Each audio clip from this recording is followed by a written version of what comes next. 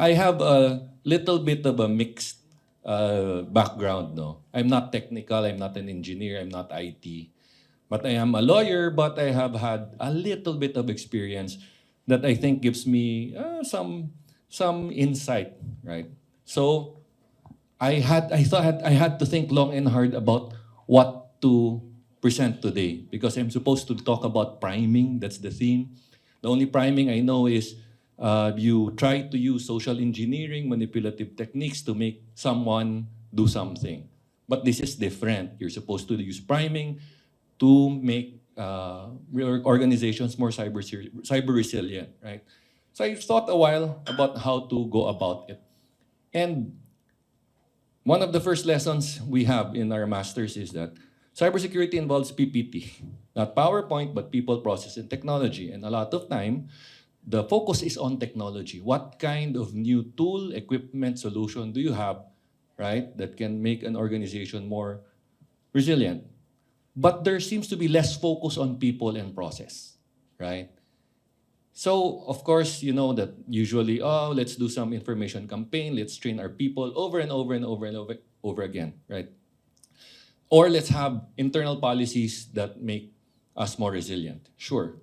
But you can do this on a piecemeal basis, or you can adopt one of the many frameworks that are available.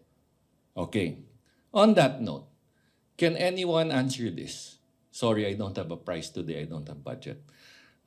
Does the Philippines have national information security standards? Wag na yung classmates ko, they know the answer. We talk about this all the time. Do we? Do we have cybersecurity, information security standards in the Philippines?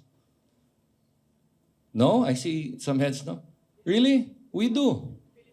Right? Correct. Under the Department of Trade and Industry, Bureau of Philippine Standards, right? They do notices of adoption where ISO, IEC, and other types of standards are adopted. They do consultation, requests for comments.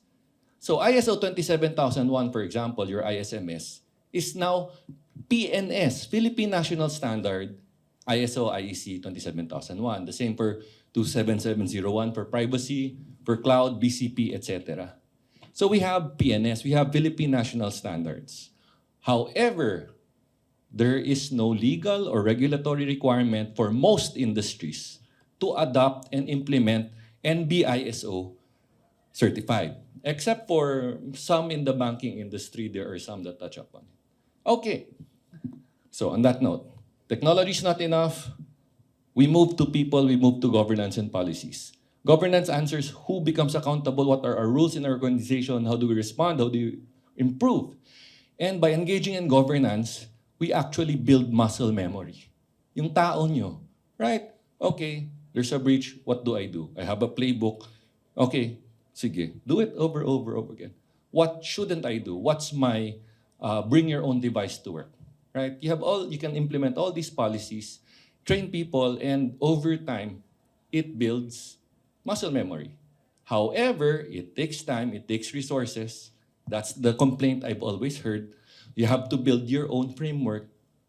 When actually, no. You can just adopt one of the frameworks, international best practices. Take your pick. If it's ISO, if I'm in an ISACA event, I'll say, do COVID or whatever ISACA is promoting at that time, right? Pili ka. You want to do NIST? Go, do NIST. But the point is there are many frameworks. Okay. And they will build muscle memory. So, ISO 27001, you're very familiar with this. Most of you, I'm sure. It's a global standard for managing information security. It aligns people, process, and technology. Builds an ISMS. And more than building a culture of compliance, you try to build a culture of change, a culture of excellence. Okay? That's how you use an ISO standard, you use whatever framework, whatever standard, to build this culture, to change how your people work, to change their awareness, to change how they go about doing what they do. So, let's look at the Philippine context. We have the DPA, we have some BSP circulars, we have the DICT National Cybersecurity Plan, we have some other regulations. And ISO 27000 supports all three. However, I will point out there are 3 pieces of legislation, 1 existing, 2 they've not yet been signed. That might be interesting because they do mention information security standards. The first of all, for the first one is the is the Public Security Act Amendment. No, sorry, Public Service Act. It differentiates what's a public utility and what a public service is, and it says certain public services are to be categorized as critical infrastructure. I bet many of you did not realize we have a law already talking about critical infrastructure. And under that law, the first industry that is categorized as critical infrastructure are telcos. Okay? And it says, that law says, if you're a telco, you have to adhere to information security standards based on ISO IEC that the DICT will come up with, but so far they've not yet issued it. But it's in the works. So isa, meron na. There's a mechanism in that law that allows regulators, administrative agencies to propose that their industry be declared as critical infrastructure as well. It will go through NEDA, there will be a review process, goes to the Office of the President, Office of the President can say, okay, let's have banking, let's have energy, let's have transportation. First law. Signed 2022, if I'm not mistaken. What else? There's another law. It's called the Konektadong Pinoy Bill. Might have heard of it, right? Some people are for, some people are against. It will create a data transmission industry participant, DTIP, category for, essentially they're going to be ISPs, but these ISPs will no longer require a legislative franchise and they will have now the ability to put up their own infrastructure, middle mile, last mile, first mile, and so on. That bill says, I will not get into whether that's a good bill, a bad bill, whatever. But in the context of an information and cybersecurity conversation, that bill requires that all these DTIPs should obtain third-party information security certification within, I think, the period is 2 years, right? So, as a lawyer, do I like the bill? Do I like the requirement? As an AIM MCS student and as a passer of ISO 27001 lead auditor exam, do I like it? Yes. Why? It will mandate certain requirements. These companies will now have to comply. And if you're a practitioner, you should love this because it will create a compliance requirement which leads to a compliance industry. Right? Ilan yung ISO 27001 passer sa buong Pilipinas for lead auditor? Isa dito. Nasa harap ko. I see a few in the room, right? So if there is such a legal requirement, then there will be demand for our services. Okay. What else? Third bill you should look at. There's an e-governance bill. Again, this one is not being talked about. These 2 bills have been discussed, have passed Congress and the Senate. The e-governance bill requires the DICT to come up with, it's called an EGMP, e-government master plan. This is a list of all the systems government has that are digitalized. And then they will identify which are CII, critical information infrastructure. And that bill defines CII. Right? I don't understand why people don't talk about it. There is a bill that will define, that has defined CII. Naghihintay na lang ng pirma ng presidente. And so if you're CII, you're mandated to do many, many things. Government agency operating CII has to put up a cert, has to put up its own vulnerability management and disclosure, has to do mandatory reporting, and so on and so on and so on. Do I like, and they also have to adhere to information security standards. See? Okay siya. You're in government, you're in private sector, adhere to standards. I've had conversations with people talking about, okay, let's do ISO, this and that. Ayaw. Why? Oh, it's expensive. You have to pay a few million to get the 3-year certification and then the audit, review, revaluation, right? And then you have to spend millions more training your people, implementing the policies. Actually, ang mahal dyan yung consultants. The ones you pay every month to do the actual work. You can do it on your own. You can have your people trained. compare that cost to obtaining something, some new tool or some new solution. Maybe they're the same, but most people think obtaining the solution will be faster. Implement it 1 month, 2 months, tapos. But is it so resilient? Does it develop the culture and the muscle memory of your people in your organization? Right? In fact, a lot of times parang, may endpoint security naman tayo. Right? We have a SOC anyway. We have a response team, etc., etc. It's okay, I can be careless with how I go about doing my job and operating, handling the company's data. Oh, sorry. Yeah. So, this is the psychological priming, shaping future behavior through exposure. And in cybersecurity, you do repetitive behavior. This creates habits, and then this creates resilience. And as I said, the standard helps build muscle memory. And this is your foundation. You don't stop at 27,001. Whatever else you need, you proceed. Go to 27,701, go to 42,001, and so on and so on and so on. Now, I just like to focus on 4 controls in the ISO standard that actually reinforce, right? The control on awareness and training, access controls, logging, monitoring, and incident response. So this one is a little mahaba. So I will read. So for the awareness and training requirement, right? You do regular training, you combat phishing, to combat phishing and risky behavior. There are some circulars required under the BSP, and then you do phishing simulations, maybe quarterly refreshers. And then next, you do access control. You allow people to access only what they need. You use the principle of least privilege. You can do monthly access reviews. You educate users on passwords and credential use, and then you build accountability. And then you can do logging and monitoring. You log what people are doing. They are aware that they're being watched, that they're being logged. They'll be more careful about their behavior. You monitor them for unusual behavior. You do weekly log reviews. And then you enforce visibility and ownership. And then you implement an incident response plan. You let people know what to do when things go wrong. It's not that people will scramble around, right? Hindi nila alam anong ginagawa nila pagka may breach. To do that, you need incident drills, crisis playbooks to reinforce your confidence and readiness. Okay.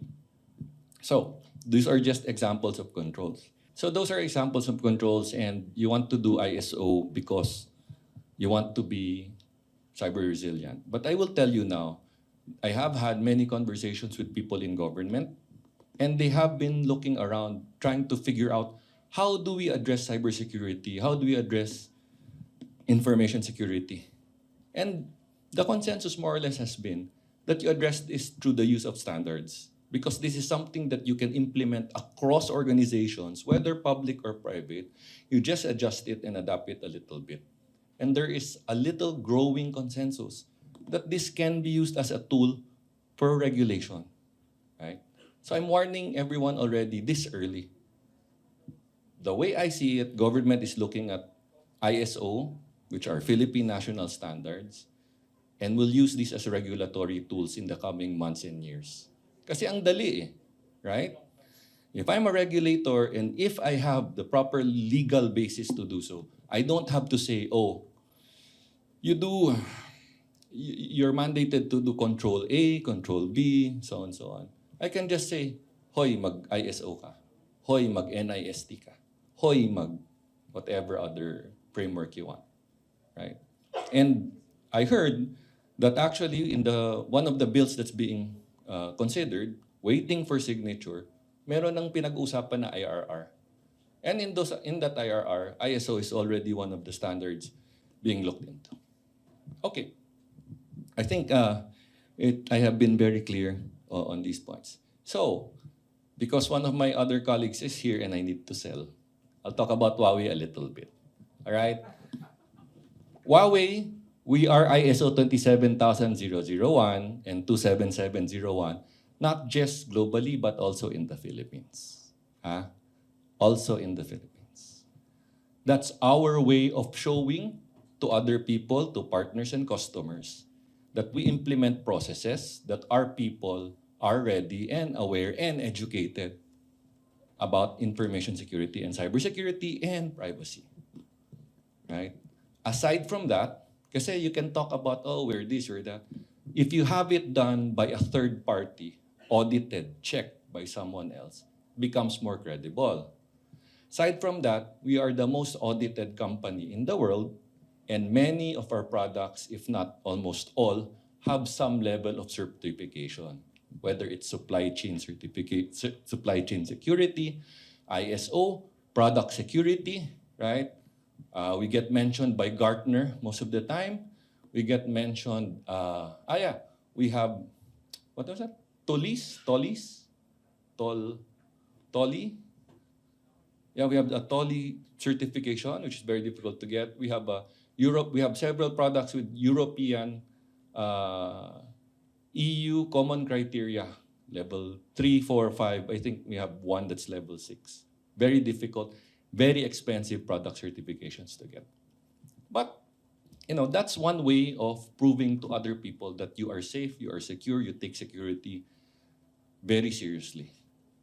By adopting standards, getting certified, getting audited, and hopefully, translating that into confidence, right? That you are actually going about things the proper way. And on another note, I've been told, the only specific plug that I will do, we have a solution that's anti-malware. I was not able to include it in the slides. The anti-malware solution does an air gap backup. So you have your regular backup and then an air gap backup. So at specific times, it will back up the data into the air gap backup. And that connection is open only for a few minutes at specific times. It's part of our high security engine model that applies security to the network, including backup. And so okay na, tapos na ako mag-plug. Back to regulation and legislation. I always tell people I talk to who are practitioners, there is, coming from government, having held a legislative and regulatory role, there is frequently, it's called a PIG, PIG, Policy Implementation Gap. What does that mean? It means that people who are the ones who make the rules might not understand how things are operationalized, how they actually work in real life. Right? Ini-imagine ko, ganito yung cloud. So if I regulate cloud, such and such. What do I know if I'm the regulator? Right? Who has this kind of knowledge and expertise? It's you guys. Right? It's you guys. It's the people who actually do operations in IT, in cybersecurity, privacy, audit, and so on. So I usually call for people to be more aware about what legislation and policies are being discussed and to contribute and comment, add to the discourse. You don't want to appear at a public hearing, write, send in comments to pending legislation, to pending regulations. Because at the end of the day, what if some legislator decides, okay, you have to adhere to this requirement, but that requirement is unrealistic, too difficult, too expensive, or not really applicable to you or your company. Nandyan na yung batas. Anong gagawin nyo? Diba? That's happened time and time again that I've seen, especially when it comes to technology. Hinahayaan lang, okay lang. They will figure it out, and then suddenly, some association or group will complain, there was not enough discussion or this provision in this law will impact the industry negatively, right? So many bills being discussed now. There's a cybersecurity bill that's being discussed. There's critical information infrastructure bill protection that's being discussed. There are AI bills being discussed and so on. I think even data localization is one of the things that's being discussed. Just like to tell people to be more active and try to contribute to these types of conversations. Right? And that's it for me. Thank you for listening.